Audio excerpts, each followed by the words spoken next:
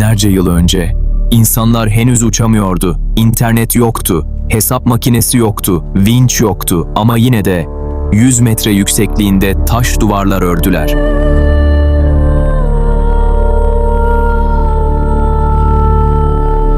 Çölün ortasında pembe kayalara şehirler oydular. Milyonlarca tonluk mermer blokları hiçbir makine olmadan gökyüzüne taşıdılar. Peki bu insanlar kimdi? Bu yapıları nasıl inşa ettiler? Ve neden? Bugün tarihin en büyük gizemi olan 7 yapıyı adım adım geziyoruz. 2007 yılında dünyanın dört bir yanındaki 100 milyondan fazla insan oy kullandı. Tek bir soru için. Dünyanın yeni 7 harikası hangileri? Mısır piramitlerinin binlerce yıl boyunca tek başına taşıdığı bu ünvan artık paylaşılacaktı. Ve sonuç açıklandığında dünya şaşkına döndü. Çünkü bu listede sadece yapılar yoktu. Medeniyetlerin dili, inancın gücü ve insanlığın çılgın cesareti vardı. Bugün bu 7 yapıyı tanıyacaksın. Ama sadece taş ve mermeri değil. Arkalarındaki gizemleri, efsaneleri ve cevapsız soruları da. Çünkü her harika aynı zamanda bir bilmece. Hadi başlayalım.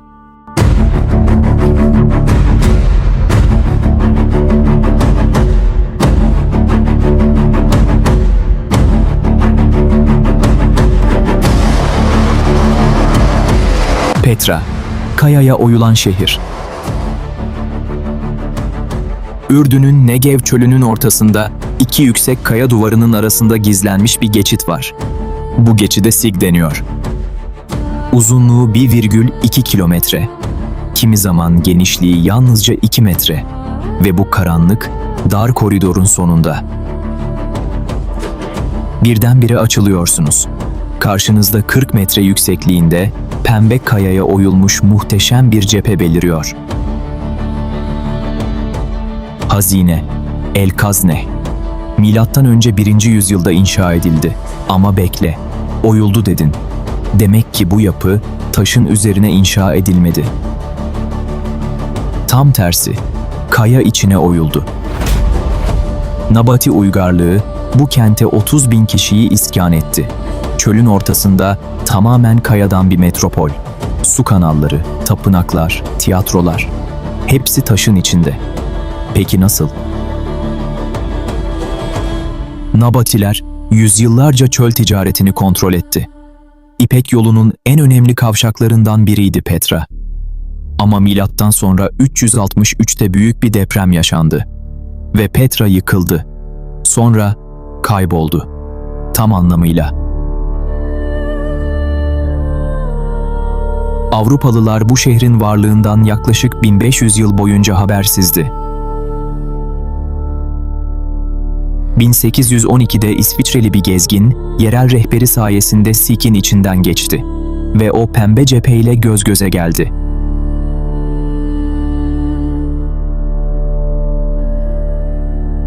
Bu an, tarihin en büyük keşiflerinden biri olarak kayıtlara geçti. Petra, bugün hala tam olarak kazılmadı. Arkeologlar, şehrin %80'inin hala toprağın altında yattığına inanıyor. Yani daha keşfedilmemiş sırlar var. Orada, bizi bekliyor.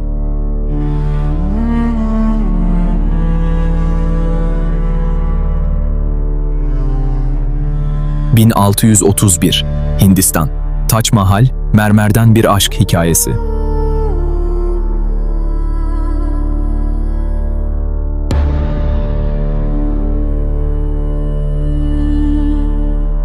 Babür İmparatorluğu'nun tahtında Şah Cihan oturuyordu ve o yıl eşi Mümtaz Mahal doğum sırasında hayatını kaybetti. Şah Cihan, acısını ne yaşayabildi ne de unutabildi. Bunun yerine bir şey inşa etti. 22 yıl boyunca 20.000 işçi çalıştı. Orta Asya'dan mermer, Çin'den ipek, Tibet'ten turkuaz, Arabistan'dan akik getirildi ve ortaya çıktığında dünya buna ne diyeceğini bilemedi.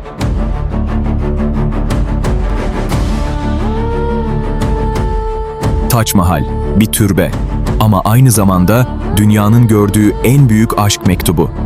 Beyaz mermerin rengi gün içinde değişiyor. Şafakta pembe, öğleyin parlak beyaz, Akşamüstü altın sarısı, gece ise gümüş. Yapının herhangi bir noktasından baktığında simetri kusursuzdur. Ama merak uyandıran bir şey var.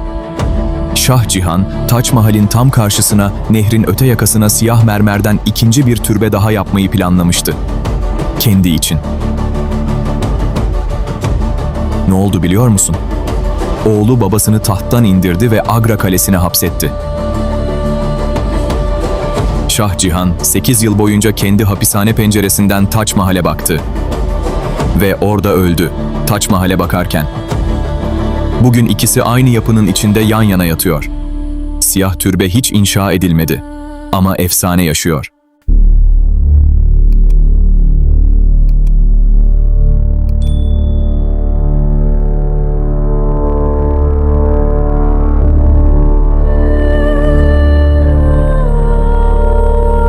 Çin Seddi, uzaydan görülen efsane. Dünyanın en bilinen efsanelerinden biri şöyle der: Çin Seddi uzaydan görülebilir. Bu yanlış. Ama asıl doğru olan çok daha etkileyici. Çin Seddi 21.196 kilometre uzunluğundadır. Türkiye'nin kuzeyden güneyine tam 26 kez gidip gelebilirsin. İnşaatı M.Ö. 7. yüzyılda başladı. Milattan sonra 17. yüzyılda tamamlandı. Yani yaklaşık 2000 yıl sürdü. Milyonlarca insan bu seddi inşa etti. Pek çoğu inşaat sırasında öldü. Ve rivayet o kadar güçlü ki, bazı kaynaklar seddin içinde insan kemiklerinin bulunduğunu söylüyor. Buna dünyanın en uzun mezarlığı diyenler bile var. Peki bu kadar büyük bir yapı neden inşa edildi? Cevap basit. Korku. Kuzeydeki Moğol ve Türk akıncıları sürekli Çin'e saldırıyordu. Ve imparatorlar için tek çözüm bir engel inşa etmekti.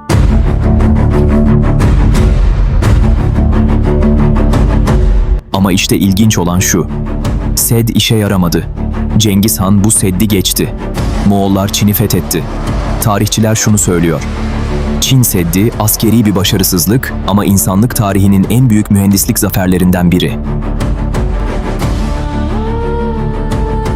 Bugün Sed'in büyük bölümü harabe halinde.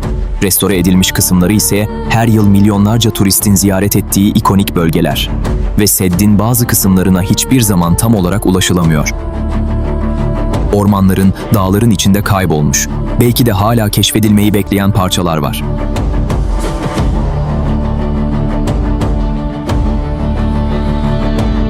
Machu Picchu, bulutların şehri. Ant dağlarının zirvesinde, 2430 metre yükseklikte, bulutların arasında bir şehir var. Ve bu şehri 1911'e kadar Batı dünyası bilmiyordu. Hiram Bingham adında bir Amerikalı arkeolog, bir yerel çocuğun rehberliğinde orman içindeki patikalardan tırmandı. Ve birden karşısında çıktı. Yüzlerce taş yapı, tapınaklar, platformlar, teraslar. Kimse yoktu. Ama her şey neredeyse sağlamdı. Peki bu şehri kim kurdu? İnkalar, 15. yüzyılda. Ve bu yapılar nasıl bu kadar dayanıklı? İşte burada mühendisliğin sınırları zorlanıyor. İnkalar taşları birbirine bağlamak için hiç harç kullanmadı. Sıfır çimento, sıfır tutkal. Onun yerine taşları o kadar hassas kesti ki birbirine mükemmel oturdu.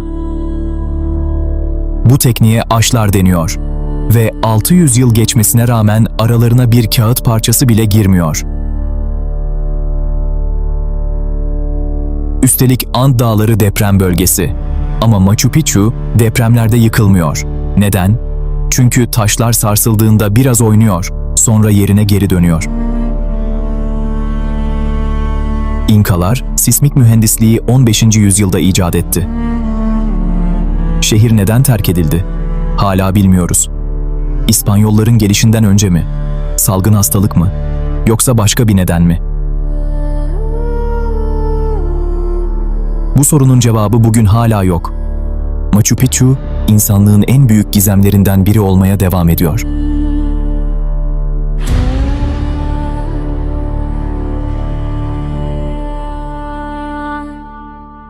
Kristos Kurtarıcı, Rio'nun tanrıçası.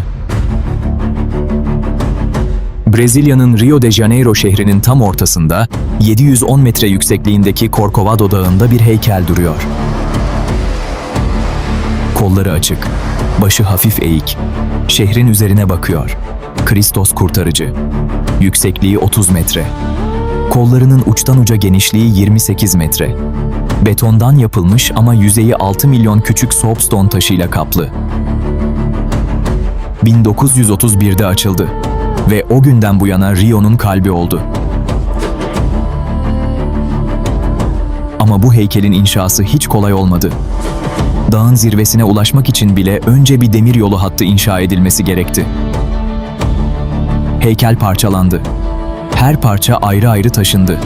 Dağın tepesinde birleştirildi ve tamamlandığında o döneme kadar yapılmış en büyük Art Deco heykellerinden biri oldu. İlginç bir gerçek. Heykel yılda ortalama 6 kez yıldırım çarpıyor ama ayakta duruyor. Çünkü Brezilyalılar her seferinde onu tamir ediyor.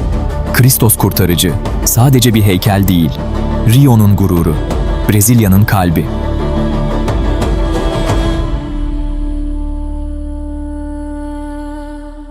Kolize, kan ve onurun sahnesi.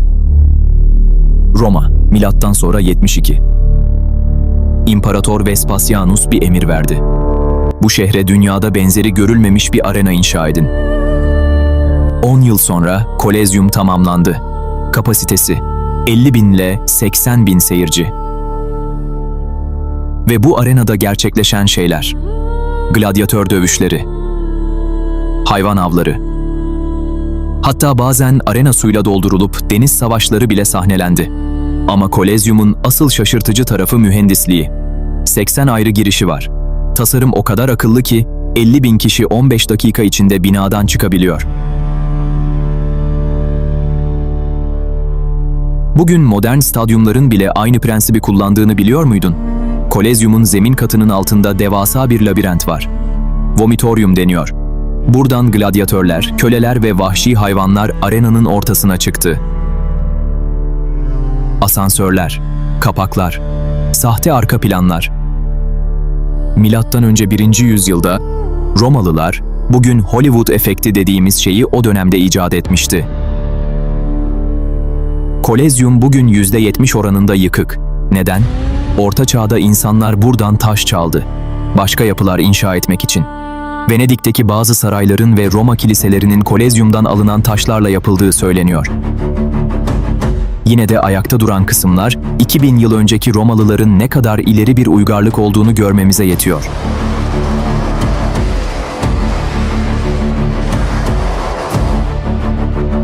Chichén Itzá, Mayaların takvimi. Meksika, Yucatán Yarımadası. 1400 yıl önce, Maya uygarlığı burada, ormanın ortasında bir piramit inşa etti. Adı El Castillo ya da Kukulcan Tapınağı.